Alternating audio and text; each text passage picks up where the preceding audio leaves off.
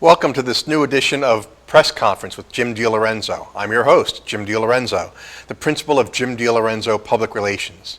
You can find me online at jimdilorenzo.com. I have found that my career in public relations is my true vocation, telling the stories of my clients and colleagues in a compelling way to drive sales, membership, and awareness. If you have ever had any questions about the role public relations can play in your business or in your career, I encourage you to give me a call or send me an email, and I would be happy to share my thoughts and experiences with you. You can email me at jim@jhdenterprises.com, or you can find me online at LinkedIn, Twitter, Facebook, or Instagram, and my website, jimdilorenzo.com. You can also cell phone or text message me at 215-266-5943. I'm going to read to you something that my guest today wrote recently about our topic today. And he says, brands investing in public relations campaigns without a process established to systematically leverage their success. Brands ignoring public relations altogether because they view it in a separate silo than marketing. In both cases, credibility marketing is the solution. Brian Hart is my guest today. He's been my guest once before, and we're going to be talking about credibility marketing and taking advantage of good publicity and leveraging it for more good publicity and business. Brian is the founder and president of Flackable, an award-winning public relations agency representing financial and professional services nationwide. The agency, which he bootstrapped in 2014 at the age of 27, guides growth-driven brands to new levels of credibility, authority, and influence through its innovative, integrated approach to public relations.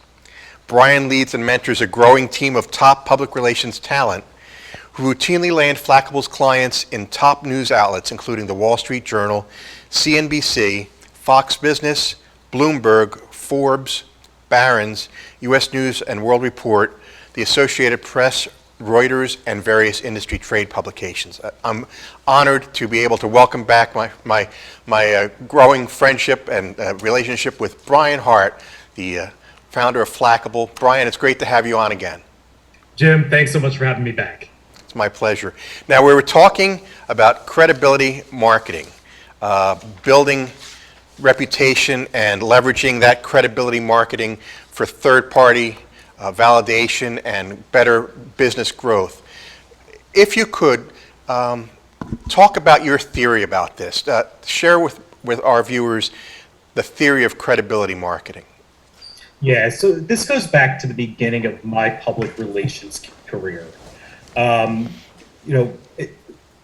of the things that I noticed is that when it came to small businesses, they would spend a lot of money on a PR campaign, going out and getting press. And there were agencies, previously worked at an agency that was very good at driving that press. There are agencies across the country that are very good at driving that press and earning credibility on behalf of the brands that they represent. The problem was with a lot of small businesses, they did not have the know-how, experience, or just team and staff in place to take that credibility through earned press and to leverage it and integrate it into multiple marketing verticals. So that was the missing problem. Yes. Now the solution to that is credibility marketing, not stopping when you just earn press, but having that as a starting point to then weaving it into your branding and marketing to fully leverage it and extract the value from it and to funnel it directly to your target audiences. So that's what we're talking about when we talk about credibility marketing. And I think that's a very important point, Brian, and we talked about this the other day, but I'm all about earned media coverage and then leveraging that earned media coverage not only to build business and drive traffic to the company that's been mentioned, but also to leverage it for other earned media coverage as well.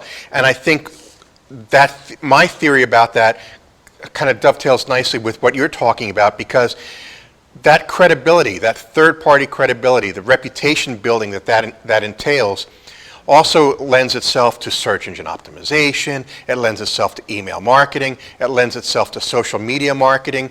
There's all these different avenues that we have now at our fingertips, and some people just do not know how to plug that credibility opportunity into other opportunities. Yeah, that's exactly right. You know, one of the big problems and one of the big barriers that prevents businesses, especially small businesses, from having the right mentality and intuition to take that press and leverage it is the false notion that public relations is free advertising. So that's one thing. And every Yep. PR person, it drives them crazy when they hear that. Yeah. Because we know it's wrong. And it's interesting when you encounter a client who has lived with that philosophy for a while and has even had a public relations operative, if you will, kind of tacitly approving that idea and not telling them where they're falling down on that messaging. Where you know, Totally. it's not free advertising. It's not advertising at all, really. It's earned media coverage. It's something that you have earned through either the quality or success of your product or services, also the reputation of your executive team, but also the reputation you have with your buyers, your clients, your consumers. And when people say, well, that's all free advertising, there's no, as you know, and I know, but many people don't realize it, there is no such thing as free advertising. Yeah, absolutely. But and here's what's problematic about that mentality. When you look at PR through the advertising lens and measure success versus, through a purely advertising mindset and advertising metrics,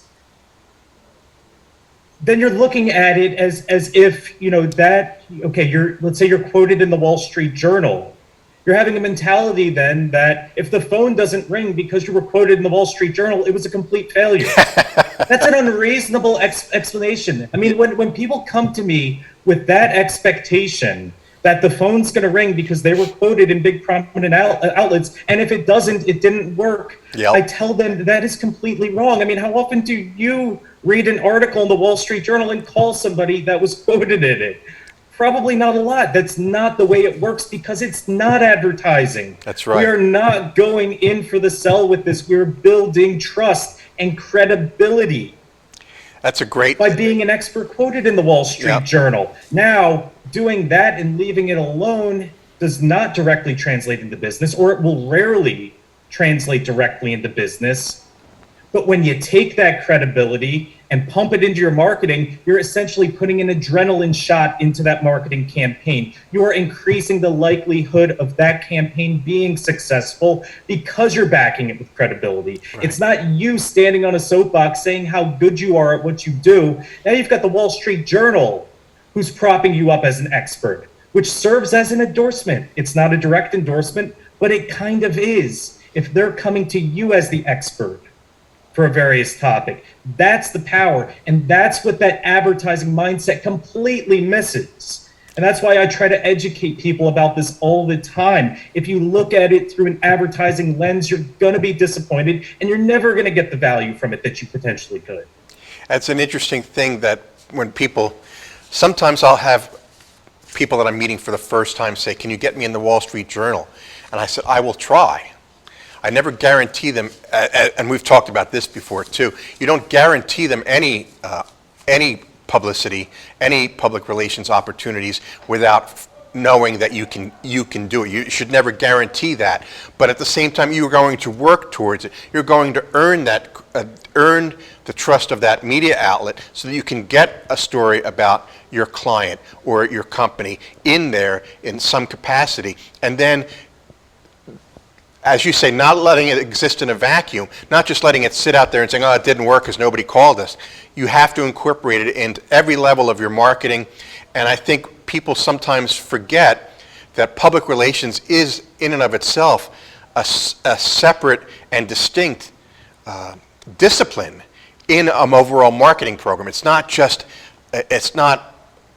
a tool of marketing, it is a separate discipline of marketing and advertising. They each have their own tenets, and they each have their own tactics and methods, but we can complement each other and we can work well with each other if we are all on the same page about what the messaging is. Yeah. No, I completely agree. I think also when you approach a public relations opportunity, sometimes it's that big feature. Sometimes you're mentioned as part of a larger trend or mentioned as an expert, quoted as an expert regarding a breaking news story Right. or an emerging trend that they're covering. But anytime you look at it, you can't look at it through an advertising lens. When you do, you're going to set unreasonable expectations.